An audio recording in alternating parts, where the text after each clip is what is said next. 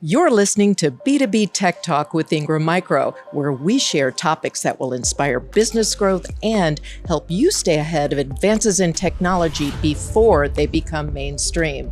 This episode is sponsored by Ingram Micro Xvantage, the game-changing platform that will transform your business potential and reshape how customers see you.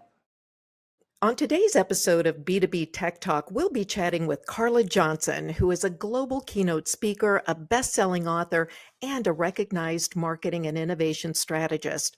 Her work with Fortune 500 brands served as the foundation for her many books, and her 10th book, Rethink Innovation, busts the myth that innovation is something that requires a specific degree or specific training.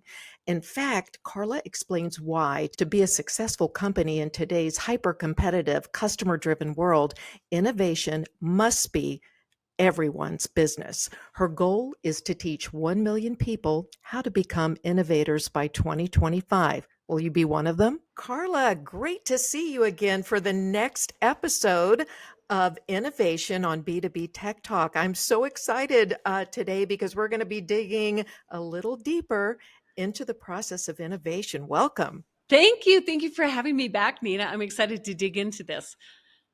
All right. So in our first episode, we really laid the framework, the groundwork for why and who. Why innovation matters, the time is ripe for innovation. We talked about facilitating, being a leader in innovation, setting goals and objectives. But now let's take it to the next step. Where do we go from here? You know, the big thing I think people misunderstand about innovation or even idea generation is coming up with ideas. And when we typically need an idea, what do? We get into a conference room on a Zoom call and we try to gather and document all of those ideas. But what happens is that a lot of them aren't great ideas, or they're lackluster, or they're not inspired, or we just take what we can get because we have a deadline. And so with the wheel of innovation, involves 5 steps. So the first step is looking at observing the world around us, taking it in and looking at it with fresh eyes. The second step is to distill what it is that we observe into patterns. And then the third step is understanding what are those patterns and how might they relate to the work that we're doing inside of our organization. And then it's not until step 4 that we start to generate these. And so what we find with this, then as we move to step 5, which is the pitch, is that unless you've done the front end work to really find inspiration to come up with more ideas that are better ideas, you don't have a great idea to pitch. And even with a great idea, a bad pitch can kill a great idea. And I think those are things that we all need to keep in mind, is that with anything that you want to do for performance, if you're a musician, if you're an athlete, you have to pre-plan and prepare for that moment of performance. And that's how we should think of those brainstorm and strategy sessions, as our moment of performance. Okay. I often think, you see things and we often see things through our working lens, right? I see things like if I relate it to my normal way of working, how do I change my lens so that I'm looking at something and go, wow, if you took that tree and did da da da da da, just looking, how do you reframe your mindset to be able, and I hate to use like rose-colored glasses, but to Sure. change your, Maybe we'll call them opportunity yes, colored glasses, opportunity if there is glasses. such a thing. How Yeah, do yeah. how do how do you Um, change that? Because I've heard you speak. I've had the great fortune of hearing you speak before and seeing some of the wonderful examples that you shared with us that blew me away. A dad having a tea party with his daughter and Barbies came up with great ideas. A man on a forklift lifting up pallets came up with a great idea. It was with Jenga, I think. I can't remember right. what it was, but how do you begin to see things differently? I think one of the things, and you and I have talked about this, Nina, is giving ourselves that white space. So this is where technology to help to offload those time consuming, but not soul supporting kind of activities from our work every day give us that white space. And many times, like when I look at my kids and I say, you're just sitting around daydreaming, come on, get up, get something done. I'm like, as a mom, let's get stuff done. But there's really a lot of value when it comes to creative thinking in having that white space and daydreaming, because that's the divergent thinking time. And that's when your brain is really looking at that tree and making all those little connections. And if you give your brain this space, it will start to observe things and see things that you've never paid attention to before. And if you are an active, curious person, if you will fuel your imagination and expose yourself to diverse things that you've never tried before, you'll be really surprised at how that fuels your creative thinking. And some of the examples that you talked about, one of the marketing campaigns for Caterpillar, it was the two pieces of their equipment playing with giant blocks and showing Jenga because they wanted to show the precision of their machinery. Now, if we reverse engineer how that idea came about, somebody had to pitch that idea and somebody had to come up with that idea. But it started out with somebody just watching their kids play. And what is it that kids like to play with? They like to Yeah. play with trucks in the dirt and the sand, but they also like to play with things like Jenga blocks. And so it was that happy accident of thinking about kids playing in the dirt with their, Caterpillar toys even, and seeing what else they like to play with, that brought together that idea that someone was able to relate to the work, the campaign that they had at Caterpillar. And that's oftentimes what we don't give ourselves space to do, is just watch the world around us and see what we see and then start connecting those dots. I mean, that's what creativity is all about. And innovative thinking is connecting those dots back into the world and how we do it. So making time and looking at the world around us, like really observing, not deciding this relates to what I do and this doesn't. And that's why that person at Caterpillar was able to be so successful, because they were just simply watching their kids play. That's And that's the first beautiful. step, is to really be observant to the world around you. I absolutely love that. When I was a kid, my parents used to say, quit telling stories. You're always telling stories about this, about that. And I'm thinking to myself, they were thwarting my future career as a marketer and a storyteller. That's right. I was honing my technique from early on. But I think it's funny how parents, you see things, don't do this, do that, and how they can potentially thwart that creative process.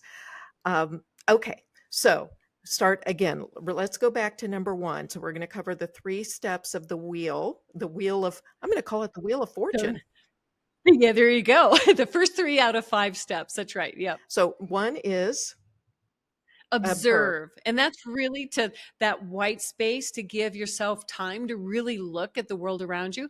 Put your phone down. Ooh, that's a That's our biggie. greatest distractor, right? Get outside, expose yourself to new things, different things. Go to a museum, go to a monster truck rally, do something I different. love it. Okay, number two. Is to distill all of these things into patterns. So if we think about innovative thinking, and innovation is about connecting the dots, the observe step is really about collecting the dots. And then as we move into the second step of distill, we're looking at what kind of patterns are we Mm. seeing here. So for example, like the patterns that the gentleman at Caterpillar saw were things about play, were things about what keeps our attention, were things about what is it that we as adults would still appreciate from our childhood. How do we make those connections? And so distilling those patterns into something that makes sense. And the really interesting thing, Nina, is that these first 2 steps are things that our brains genetically are wired to do. And it's helped keep us alive all of these, centuries, is because our ancestors would come out of their grass hut and observe the world around them. And they would see like birds, eating on the ground, and antelope grazing in a blue sky, and, beautiful calm grass. And they saw that they could distill this into patterns of safety. Maybe another day there were clouds on the horizon and birds were flying off and the antelope were running. That's a pattern of danger. And so these are things that our brain naturally does that give us context. Okay, I love that. So observe, collect the dots, Just connect the right. dots, and then what? And then the third step is to relate. So inspiration is great, but we have to understand what it is that we see and the patterns that we distill that make sense in our world. And when you see an idea that you look at and you go, that is so off. How could they think that was a good idea? Or you say, oh, that's exactly the idea I saw someplace else and it's a copy and paste. It's because they either didn't do the relate step or they didn't do it very well. And the relate step is really looking at those patterns that you've distilled. So in the ALS situation, teams at Ingram could look at that and say, ask themselves, how could we relate those patterns of community, of building community into what we do? How could we relate the patterns of making something easy to share? And that's really where the magic starts to happen because people start to see their own spin on it. But now we've been able to take something that normally doesn't seem to have any relationship or, any relevancy to our world, but has been really, really successful someplace else. And we can learn from it and start to transplant what worked in those situations in our world. And it's really these first three steps when people take time to invest in them that make the fourth step of ideas really powerful. I I I know with confidence that there are people out there that are listening to this that are going to be so stoked about just doing it themselves. They'll first start with doing it themselves, looking at the world a little bit differently. And when they realize that they can do it, they're going to open up that world to the people within their organization. And that's really, I think you're absolutely right. That's where the magic happens is when you can share that energy because you're creating this super energy in a room, right? When you allow for that. So that is absolutely fantastic. Okay, being the person that loves stories, tell me a couple more because I love your stories. When I walked away from the first time I heard you, and I went to my husband and I said, I've got to share these stories with you. They are so cool. So tell us a couple Yeah, more. absolutely. I'll tell you a couple of my favorites that relate to the B2B tech world. So the first is Kathy Button Bell, and she's a chief marketing officer at Emerson.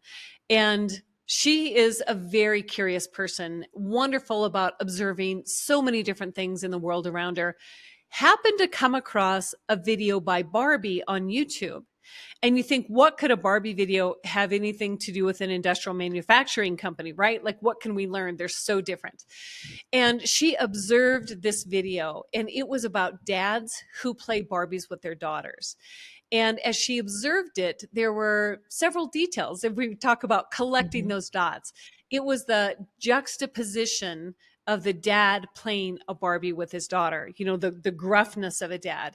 It was the sweetness of the little girls and their innocence in explaining this, the world of Barbie to their dads. And it was how everybody looked at this and said, that's just unexpected. And so as she distilled that into patterns, she saw that it was about surprise, it was about delight, it was about unexpected roles in a relationship. And so that's what she began to relate into her work at Emerson. Now, the program she was working on at the time was to launch their internal values Mhm. campaign. So she asked herself, how could I relate these patterns that I observed about, unexpected roles, about sharing a message that resonates because it comes from a voice we don't usually hear, into the work that she was doing. And that helped inspire the idea to have the children of Emerson employees announce the values and to explain what they meant. And it was so successful because it was the juxtaposition of what you normally think of as people who don't know anything about the world in which we live as serious adults, they knew a lot about values. And what people heard were the values that were passed down from parents to their kids were really the same values that Emerson had as an employer. And it was a powerful, powerful example. Now, the relate step is very, very important to understand in this situation, because she didn't just see the Barbie video and dads were playing with Barbies with their kids and say, we need to have our executives play with Barbies and explain the values, right? That would be absolutely ridiculous. But in that context, had she not related the patterns that made it successful into her work, that's what would have hurt it from being so successful. So I always point out that relate step. And it's one of those times where you start to see how you can take inspiration from something that's very, very different from your own world and relate it and use that to inspire an idea. And you understand then it doesn't feel so risky. So when she could show where that came from. Another one that I like to talk about is Trewin Restorick. And he was someone who was very much an environmentalist. And he started a nonprofit called Hubbub. And Hubbub's mission was to help people become environmentalists, whether they realized it or not, which, I think like you, if I were an environmentalist, I would probably realize it. And he was contacted by the City of London because they had this terrible problem with cigarette littering. And it's actually a problem that even in the US costs us almost $1 trillion a year What? to clean up. $1 trillion a year to clean up cigarette butts just in the United States. So many trillions of dollars in litter costs around the world. And so it was costing the City of London $1 million itself trying to clean it up. And so, Trewin, as an innovative thinker, he went through this process and he observed all of these cigarette butts. And this is something that you and I and everybody listening can do. We can observe little things like a cigarette butt.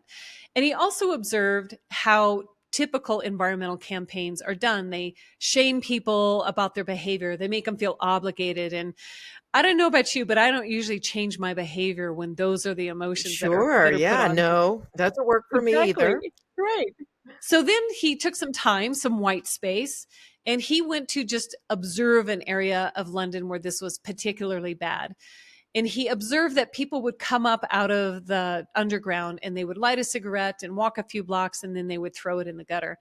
He also observed that some of the most flagrant violators were young men between the age of 25 and 35. And then he observed that they were also massive sport fans, and not just any sport, but European football. And right, Lionel Messi, Cristiano Ronaldo were their big, big fans.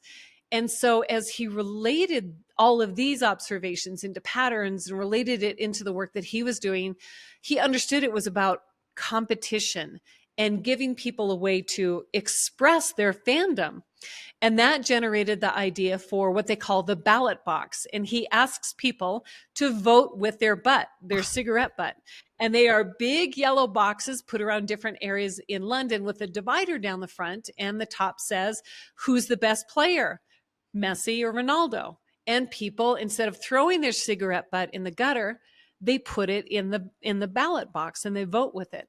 And within the first 6 months, they saw a 60% decrease in litter. That's And brilliant, these as they boxes, would it's say. crazy, right? And it is so simple. It is so simple. And it's been implemented with different questions around the world, such as, does pineapple belong on pizza? Which way should the toilet paper roll off the roll of toilet paper?